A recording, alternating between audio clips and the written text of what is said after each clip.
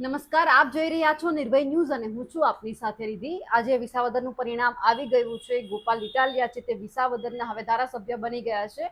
પણ અહીંયા એક વાત એ સમજવા જેવી છે કે હવે વિધાનસભામાં જ્યારે ગોપાલ ઇટાલિયા જશે ત્યારે ભાજપ સરકારને જે વ્યક્તિનો ચહેરો જોવો નથી ગમતો એ એમને હવે જોવો પડશે, એમના સવાલો પણ સાંભળવા પડશે, એમને જવાબ પણ આપવો પડશે। એમાં હવે કંઈ જ બાંધછોડ નહીં ચાલે, કારણ કે જવાબ તો એમને આપવા જ પડશે। અત્યાર સુધી તેઓ ખાલી એક કાર્ય કરતા હતા, તેમ છતાં જ્યારે સવાલ પૂછવામાં આવતો હતો તો તેમ છતાં સરકારને એમને જવાબ આપવો પડતો હતો। હવે તો એ ધારાસભ્ય બની ગયા છે, વિધાનસભા ગજવવાના છે। હવે અહીંયા પાસા ક્યાં ઉલટફેર થયા, ક્યાં કિરીટ પટેલ નબળા પડ્યા, ભાજપની મહેનત ક્યાં ઓછી પડી, એ બધું જ સમજવું છે। મારી સાથે અત્યારે ધીરુભાઈ પુરોહિત, વરિષ્ઠ પત્રકાર, જુનાગઢથી જોડાયેલા છે, તેમની સાથે સીધી ચર્ચા કરીએ। ધીરુભાઈ, નિર્ભય ન્યૂઝમાં આપનું સ્વાગત છે। નમસ્તે બેન, નમસ્તે જી। ધીરુભાઈ, હવે સવાલ એ જ છે કે જે વ્યક્તિનો ચહેરો કોઈ પણ ભાજપના નેતાને જોવો નતો ગમતો, હવે એના સવાલોના જવાબ આપવા પડશે, એમને જોવો પણ પડશે। અને હવે એ ચહેરો જીતી ચૂંટી વિસાવદરની જનતાએ એમને વિધાનસભામાં મોકલ્યો છે। જી જી જી વેલ, ગોપાલભાઈ જે રીતે ચૂંટણી લડ્યા છે અને વર્ષોથી મેં ચૂંટણીનું કવરેજ કર્યું છે અને ઉમેદવારોને બરાબર માપ્યા છે। ગોપાલભાઈ વિધાનસભામાં એક મજબૂત વિરોધ પક્ષના વ્યક્તિ તરીકે ઉપસી આવશે એ વાત લગભગ હવે નિશ્ચિત મનાય છે। બીજો પ્રશ્ન તમારો એ છે કે ગોપાલભાઈ એ વિસ્તારના વિસાવદર અને ભેસાણના જ પ્રશ્નો રજૂ નહીં કરે બેન। ગોપાલભાઈને હવે ખબર છે કે 2027ની ચૂંટણી પણ નજીક છે, એટલે ગોપાલભાઈ પોતાના વિસ્તાર ઉપરાંત બીજા વિસ્તારના પ્રશ્નો રજૂ કરીને પોતાની પાર્ટીને મજબૂત બનાવવાના મજબૂત પ્રયત્નો કરશે, એવું હું માનું છું બેન। હા, એટલે એવું લાગે કે અત્યારની જે શરૂઆત છે, હવે 800 દિવસ બાકી છે, એટલે કે 2.5 વર્ષ જેવો સમયગાળો છે। આવનાર સમયમાં આ બધો બેનિફિટ ક્યાંક 2027માં આમ આદમી પાર્ટીને થશે? ચોક્કસ મળશે। એક તો કઈ રીતે મળે એનું ગણિત કહું કે કોંગ્રેસ ચૂંટણી લડવામાં વિરોધ પક્ષ તરીકે સૌરાષ્ટ્રમાં તો ક્યાંક ખૂબ ઓછી પડે છે। હવે એ ઓછી કેમ પડે છે એને વિચારવાનું છે, પણ ગોપાલભાઈ રૂપે લોકો હવે વિરોધ પક્ષના નેતાને જુએ છે, એ વાત પાકી છે। અને આમ આદમી પાર્ટી પણ આ તકને જતી નહીં કરે, કારણ કે એને તક મળી છે। બીજું, એક સોચી સમજી ચાલ રૂપે, એક ભવિષ્યના આયોજન રૂપે કદાચ ગોપાલભાઈને આમ આદમી પાર્ટીએ વિસાવદર ભેસાણની ચૂંટણીમાં ઉતાર્યો એવું મને લાગી રહ્યું છે। જી। કિરીટ પટેલ ક્યાં કાચા પડ્યા? અહીંયા એવું કહેવાનું કે કિરીટ પટેલ નબળા પડ્યા કે પછી ભાજપ નબળી પડી? કારણ કે અડધી સરકાર એમણે વિસાવદરમાં ઉતારી દીધી હતી, કેટલી મહેનત કરી, કેવા સ્ટાર પ્રચારકો જેમ કે જેતપુર જામકંડોળાથી જયેશ રાદડિયાને બોલાવવામાં આવ્યા, ખેડૂત નેતાને બોલાવવામાં આવ્યા, તેમ છતાં એની જનતાએ એવું નક્કી કર્યું કે ના, ખેડૂત નેતા તો અહીંનો જોઈએ છે। બેન, આની પહેલાં પણ તમે ચૂંટણી ડિબેટ મારી સાથે કરેલી છે, એ વખતે પણ આપણે આ જ વાત થઈ હતી કે ગોપાલભાઈ વહેલા ચૂંટણીમાં આવ્યા છે, ચૂંટણીના વ્યૂહના એક ભાગરૂપે આવ્યા છે। એક એક ગામડામાં એણે એવો સરસ વ્યૂહ કર્યો હતો કે જેને કારણે આ ચૂંટણીની તરફેણમાં આવી છે। બીજી વાત, હું તો એમ માનું છું કે કિરીટભાઈ નબળા પડ્યા છે એના કરતાં ભાજપ નબળું પડ્યું છે। કઈ રીતે? ભાજપે એક તો પોતાનો ચહેરો, પોતાનો ઉમેદવાર મોડો ઉતાર્યો છે। ગોપાલભાઈને પૂરતી તક મળી છે લોકોને મળવાની। ખરેખર તો ખબર નથી પડતી કે આમાં કયા વ્યૂહ રૂપે ભાજપે એનો પોતાનો ઉમેદવાર નબળો ઉતાર્યો, એનો ઉમેદવાર મોડો ઉતાર્યો છે, એક વાત। બીજી વાત, ભાજપ કદાચ વ્યૂહરચનામાં પણ થાપ ખાઈ ગયું છે। જ્યારે તમે કોઈ ઉમેદવારને નબળો માનીને ચૂંટણી મેદાનમાં ઉતરો ને તો વ્યૂહરચના જ તમારી શરૂઆતથી ખોટી પડે છે, કારણ કે ચૂંટણી અને લડાઈ બેમાં જ્યારે તમે કોઈ તમારા પ્રતિસ્પર્ધીને નબળો માનો ને તો તમારી પાયાની ભૂલ છે, એ યુદ્ધ જીતવું અઘરું પડે છે। તો ભાજપે ગોપાલ ઇટાલિયાને નબળો ઉમેદવાર માન્યો હતો? ચોક્કસ ગોપાલ ઇટાલિયાને નબળો ઉમેદવાર માન્યો ને એના કરતાં આખી ચૂંટણીને જ એને ગંભીરતાથી જોઈ નથી। મારી દ્રષ્ટિએ એમ માનું છું કે ભાજપે જે કદાચ એના રાજકારણમાં સૌથી મોટી ભૂલ એ કરી છે કે આ ચૂંટણીને એને હળવા મનથી જોઈ છે। એને એવું હતું કે સિમ્બોલ અને અમારા કાર્યકરો આ ચૂંટણી જીતાડી દેશે, એને બદલે કંઈક પરિણામ ઊંધું ઉતર્યું છે। ભાજપે, મને એવું લાગે છે કે ક્યાંય પોતાના જૂના કાર્યકરો, એના વરિષ્ઠ નેતાઓ કોઈને વિશ્વાસમાં લીધા વગર આખો ચૂંટણીનો વ્યૂહ બનાવ્યો છે, એવું હું માનું છું। જી। તો જ્યારે તમારી સાથે વાતચીત કરી હતી ત્યારે તમે કીધું કે જો હર્ષદ રીબડિયા છે કે જૂના સંઘના નેતાઓને જો સાથે લેશે તો ક્યાંક જીત એમને દેખાઈ શકે છે, જીત એમને મળી શકે છે। તો એવું લાગ્યું આ ચૂંટણી પ્રચારમાં કે જૂના સંઘના નેતાઓને લીધા હોય? લીધા છે, પણ નિધિબેન હું તમને એમ કહું કે આ લોકોએ એના જે નેતાઓ સાથે વાત કરી એને સાથે લીધા એમાં મોડું થઈ ગયું હતું. છેલ્લા હર્ષદભાઈ સાથે પણ મારે વાત થઈ. હર્ષદભાઈ સંપૂર્ણ રીતે કામી લાગી ગયા હતા, પણ ગ્રામ્ય વિસ્તારની અંદર જે પેલો પહોંચે ને એ ખાટે. કાઠિયાવાડની કહેવત છે જે પેલો પૂગે એ ખાટે.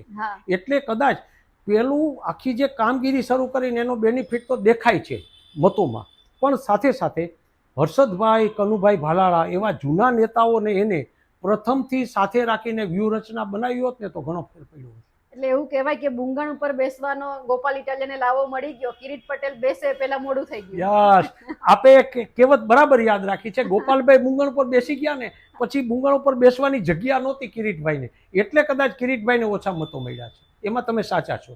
તો હવે કિરીટભાઈનું વર્ચસ્વ શું? કિરીટભાઈ જે મતે જીતા છે એ મત પણ નિર્ણાયક સારા મતો છે. બંને વચ્ચે 10-12 હજાર મતોનો જ ફેર પડ્યો છે. આપ જુઓ, તમારા પ્રશ્નોનો જવાબ આપતા પહેલા મારે ભૂપતભાઈની ચૂંટણીમાં મળેલા મતોની વાત કરવી છે. એના કરતાં મતો ઘટ્યા છે. એને જે લીડ મળી હતી એના કરતાં ઘણા બધા ઓછા મતોથી ગોપાલભાઈ જીતા છે. એટલે હું એમ માનું છું કે કિરીટભાઈએ મજબૂત ફાઇટ તો આપી છે. હવે કિરીટભાઈ આ વિસ્તારના એક મજબૂત ખેડૂત નેતા તો છે, એ તો સ્વીકારવું જ પડે. બીજી વાત, લગભગ 1.5-2 મુદત એટલે ટૂંકમાં 3 વર્ષ કે 4 વર્ષ કે 5 વર્ષને ભલે 6 કે 7 વર્ષ સુધી એ ભાજપના જિલ્લાના પ્રમુખ રહ્યા છે. એટલે એણે જે કરેલી કામગીરીની અસર વિસાવદરમાં એ જે મતો મળ્યા પરથી હું જોઈ શકું છું થાય, પણ ક્યાંક ભાજપનું શીર્ષ નેતૃત્વ, ભાજપના જૂના કાર્યકરો એને સાથે રાખવામાં નથી આવ્યા ને એને કારણે આ પરિણામ એનું નબળું આવ્યું છે. જી, એટલે હવે આવનાર સમયમાં વધારે વિસાવદર જીતવી ભાજપ માટે કઠિન છે, બહુ કઠિન છે. હવે ખાલી વિસાવદર અને ભેસાણ જીતવી અઘરી નથી. જો આમ આદમી પાર્ટી જેમ પંજાબમાં અને દિલ્હીમાં એણે 2 વખત ચૂંટણી લડ્યા પછી જે પાયાના કાર્યકર સુધી એ લોકો પહોંચ્યા હતા, એમ જો વિસાવદરની આ ચૂંટણીને રાજ્યમાં અથવા તો સૌરાષ્ટ્રમાં ઘરે ઘરે જો લઈ જશે ને તો હું માનું છું કે આપને હવે હરાવવો મુશ્કેલ બનશે. એનો જે ઘોડો વિનમાં દોડતો ગયો છે ને બીજા વિસ્તારને કબજે કરશે. એ કબજે કરે એની પહેલા ભાજપના નેતાઓએ સમજીને ક્યાંક કોક જગ્યાએ પાયાના કાર્યકરોને, જૂના વરિષ્ઠ નેતાઓને સાથે રાખીને કામ કરવું પડશે. જી બેન, એટલે હવે એ પણ જોવાનું છે કે જો આ 800 દિવસની અંદર ગોપાલ ઇટાલિયા ખરા ઉતરી ગયા તો 2027માં ફરી એક વખત એને જ આમ આદમી પાર્ટી ટિકિટ આપે, સ્વાભાવિક છે. પણ ભાજપ માટે સવાલ છે, હર્ષદ રીબડિયાને ના આપી, ભૂપત ભાયાણીને ના આપી, કિરીટ પટેલને મેદાનમાં લઈ આવ્યા. એ કેમ લઈ આવ્યા એ તો હવે સરકારને ખબર છે, બરાબર. હવે આ 3 સિવાય પણ એમને એક નવો ચહેરો શોધવો પડશે. હું એમ માનું છું કે ભાજપ હવે નવો ચહેરો નહીં શોધે, કદાચ જૂના ચહેરાઓમાંથી કોકને, અને ચૂંટણી એ વિસ્તારમાં લડી ચૂકેલા અનુભવી માણસને આ વખતે હવે પછીની ટિકિટ એને આપશે. પણ એક વાત પાકી છે કે સૌરાષ્ટ્રને અને વિસાવદર પંથક માટે ભાજપે લેવા પટેલનો કોઈ મજબૂત ચહેરો શોધવો પડશે, એ વાત પાકી છે.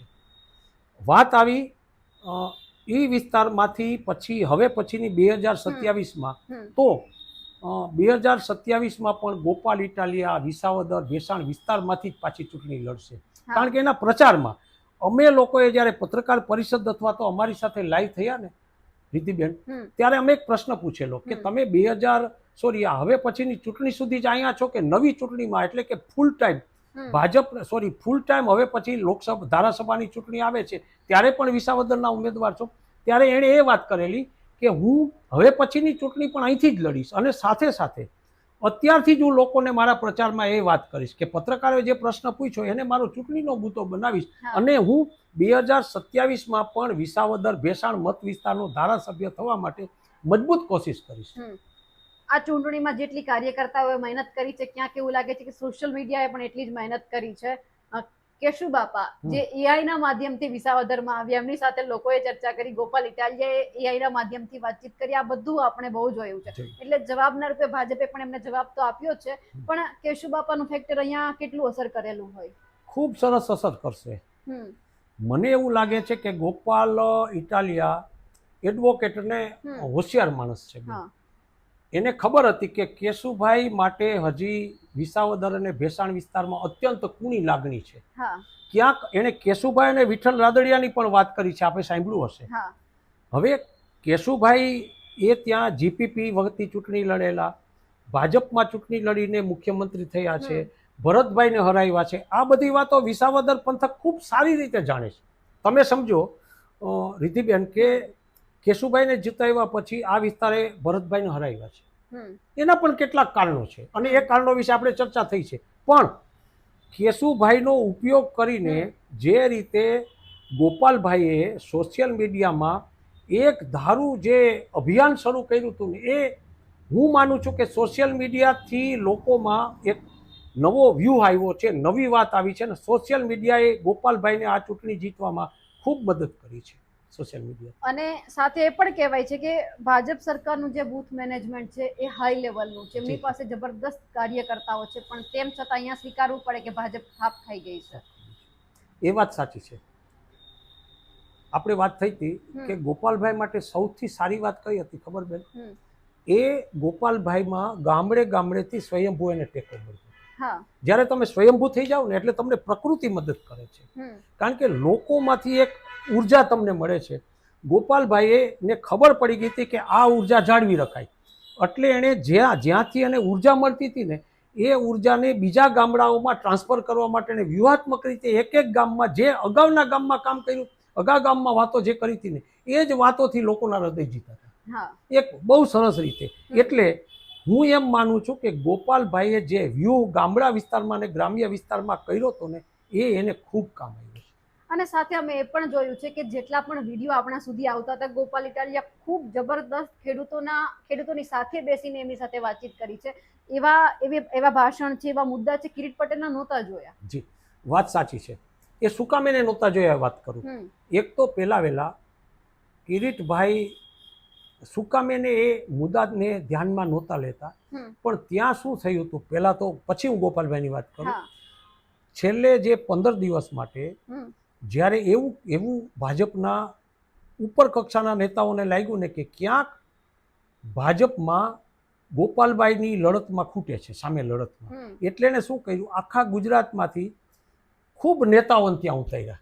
એટલા બધા નેતાઓ આવ્યા, એને કારણે શું થયું, એને કારણે નેતાઓને સાચવવા માટે જે કાર્યકરો આવ્યા ને બેન, એ કાર્યકરો અને નેતાઓ વચ્ચે આવો કહેવા માર્યો ને એમાં જે પાયાનું કામ જે ચૂંટણી પ્રચારનું હતું ને અટકી ગયું. એટલે ઓલું કહેવાનું છે કે લગ્નમાં ફઈ ફુવાવે ને સૌથી વધારે સાચવે ને એમાં તમારો ટાઈમ. તમારે વરાજાને, અને જો દીકરી હોય તો કન્યાનું ધ્યાન રાખવું પડે, અને ક્યાંક જાન આવી હોય આપણે ઘરે દીકરીનો પ્રસંગ હોય તો જાનૈયાઓને ધ્યાનમાં રાખવાને બદલે તમે વીઆઈપી ને ધ્યાનમાં રાખો ને એટલે તમારા લગ્ન સુધરે નહીં.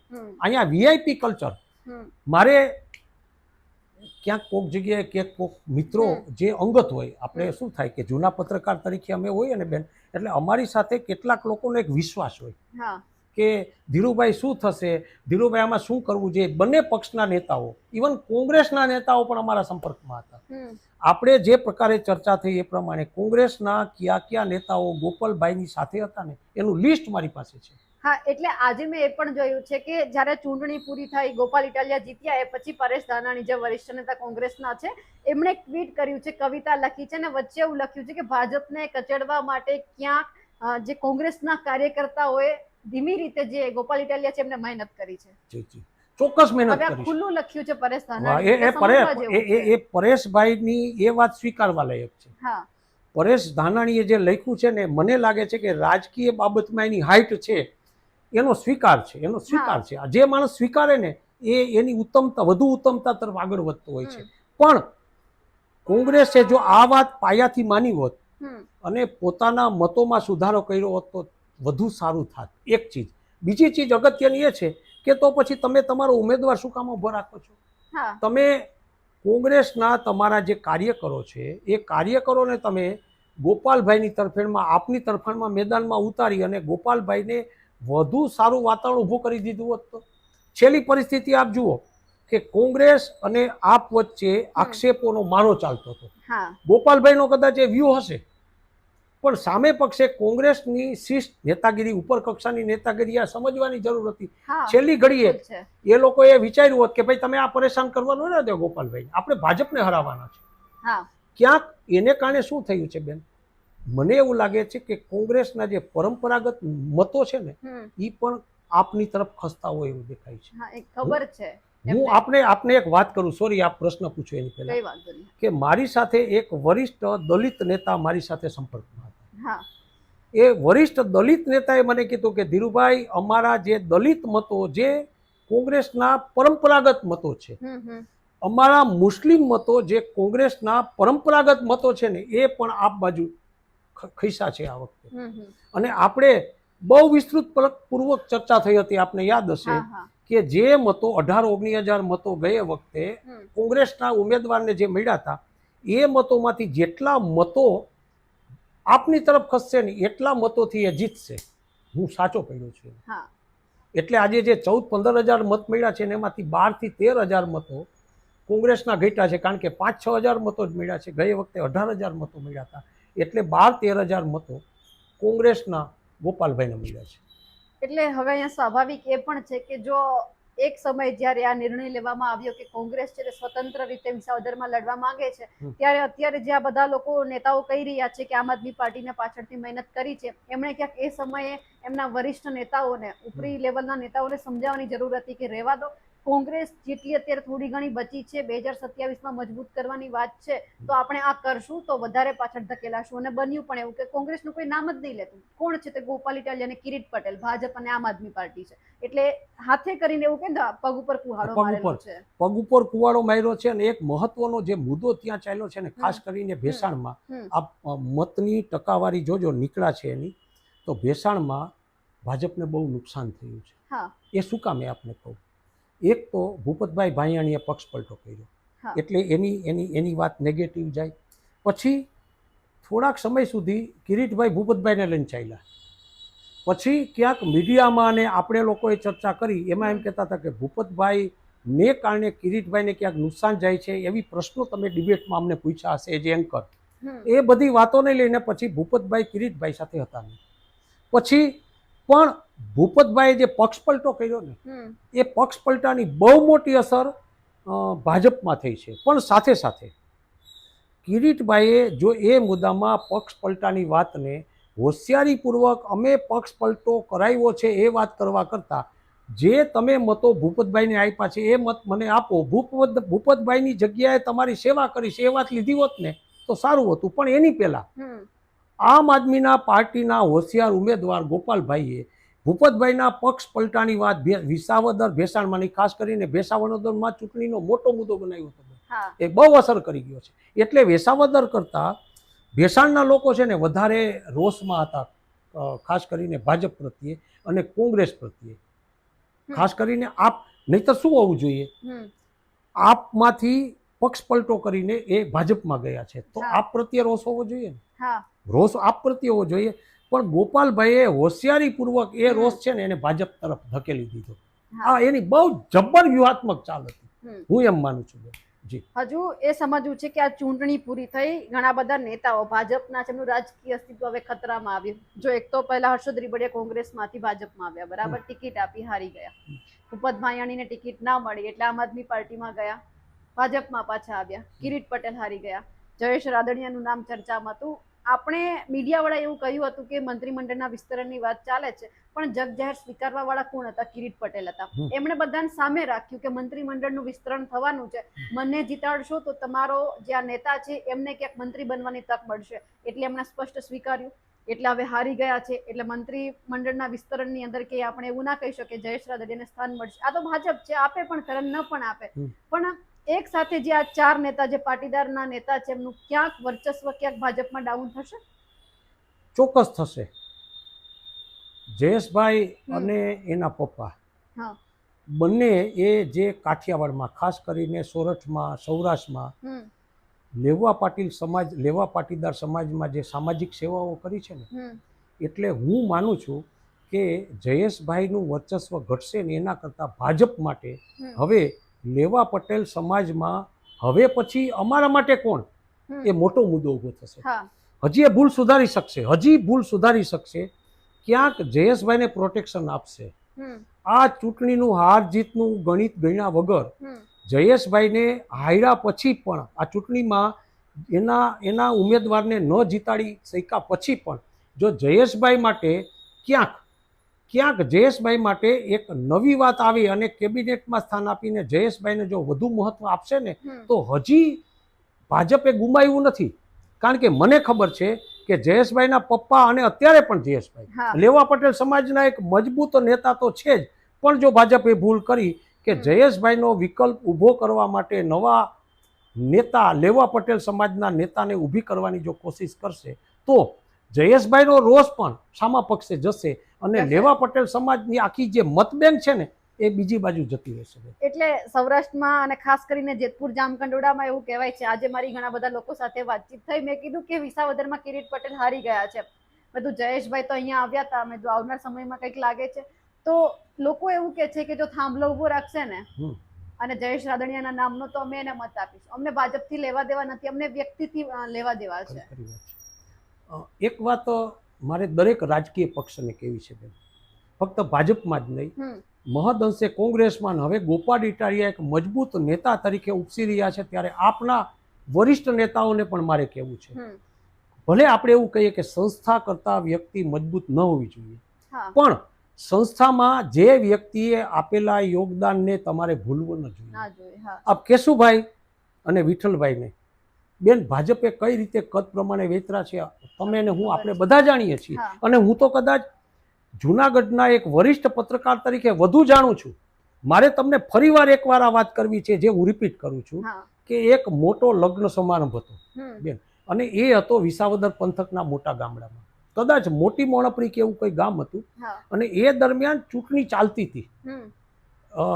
મને લાગે છે રાદડિયા એ વખતે કોંગ્રેસના ઉમેદવાર હતા અને કેશુભાઈના દીકરા ભરતભાઈ એ સામે પક્ષે હતા. એ વખતે લગ્નનો બહુ મોટો સમારંભ, એટલે 25-30 દીકરીઓના સમૂહ લગ્ન થતા હતા, અને જયેશભાઈના પપ્પા ત્યાં હતા, અને એ સ્વાભાવિક રીતે જ એ સમયે જે પાર્ટીમાં હતા, મને એમ લાગે છે કે એ વખતે ભાજપમાં આવી ગયા હતા અને ભાજપનો પ્રચાર કરતા હતા. છતાંય વિઠ્ઠલભાઈને લોકો ખૂબ આદરથી જોતા હતા, અને જયેશભાઈ અને બધા લોકો સોફા ઉપર બેઠા હતા. એ વખતે હર્ષદભાઈ આવ્યા, અને આપે જેમ કીધું ને, હર્ષદભાઈ સોફાને ભલે નીચે બેસી ગયા મૂંગણ ઉપર, અને પછી ત્યાંથી બધા લોકો એનાઉન્સમેન્ટ કર્યું કે ભાઈ અમારે માટે બધા સરખા, આપ બંને ઉમેદવાર છો. ભરતભાઈ જ્યારે સોફા ઉપર બેઠા છે તમે સોફા ઉપર બેસો, અને હર્ષદભાઈએ ના પાડી, બહુ આગ્રહ કર્યો, ત્યારે અમારી સાથે બેસવાને બદલે એ પાછળ દૂર બેઠા, સોફા ઉપર બેઠા. આવી રીતે જ્યારે કર્યું ત્યારે ભરતભાઈએ કોમેન્ટ કરી કે ભાઈ તમે બધા આ બધું બંધ કરો ને, હું જીતેલો જ છું, મને સાંભળે છે, અને પરિણામ એની વિરુદ્ધમાં ગયું. તમે જ્યારે કોઈ પણ નેતાને તમારી જે વાત છે, પાર્ટીઓને મારે એક સંદેશો દેવો છે કે નેતાઓ છે ને એ નેતા હોય છે. ક્યાંક કોઈક જગ્યાએ જયેશભાઈના પપ્પાએ, કેશુભાઈએ જે કામો કર્યા છે ને છેલ્લી ઘડીએ તમે યાદ કરો છો ને, એને બદલે તમારે આ નેતાગીરીને થ્રુ આઉટ સન્માન આપીને એને વંદન કરવાના કાર્યક્રમો જે તે વિસ્તારોમાં કરવા જોઈએ. તમે નેતા કરતા પાર્ટીને ત્યાં ક્યાંક એમ કે કોઈ નેતા અમારા માટે મહાન નથી એવું કરીને ચાલશો ને તો સૌરાષ્ટ્રમાં ક્યાંક પટેલ નેતાઓ આગળ નીકળી જશે અને તમારે માટે આ લાલબત્તી સમાન થશે, એવું માનું છું. ધીરુભાઈ, છેલ્લે આ સમજવું છે કે વિકાસના કામ તો બધાને જોઈતા હોય છે, એ ગુજરાતનો કોઈ પણ ખૂણાનો વ્યક્તિ હોય. વિસાવદરમાં એવું શું છે કે અહીંયા છે કેન્દ્રમાં, રાજ્ય સરકારમાં ભાજપ છે, બરાબર. અહીંના જેટલા પણ ઉમેદવાર આપણે જોઈએ, કેશુબાપા આવ્યા, પછી કોંગ્રેસ આવી, પછી આમ આદમી પાર્ટી, ફરીવાર આમ આદમી પાર્ટી. ભાજપ તો એવું જ વિચારે ને કે મારા ધારાસભ્ય નથી તો હું કેમ આટલી બધી ગ્રાન્ટ ફાળું. આવું છે. જ્યાં બીજા છે ત્યાં તમને મળે છે, પણ તમારે એમની સાથે ઝઘડો કરવો પડે છે, તમારે ફાઇલ તમારી ક્લિયર એટલી જલ્દી થતી નથી, તમારે એમ કહેવાય કે લબડવું પડે છે. તો અહીંની જનતાને વિકાસના કામ જોઈએ છે, તો પછી ભાજપને સ્વીકારવામાં કેમ નથી આવતું? જો બેન, વિસાવદરની જનતા છે ને બહુ પરિપક્વ થઈ ગઈ છે.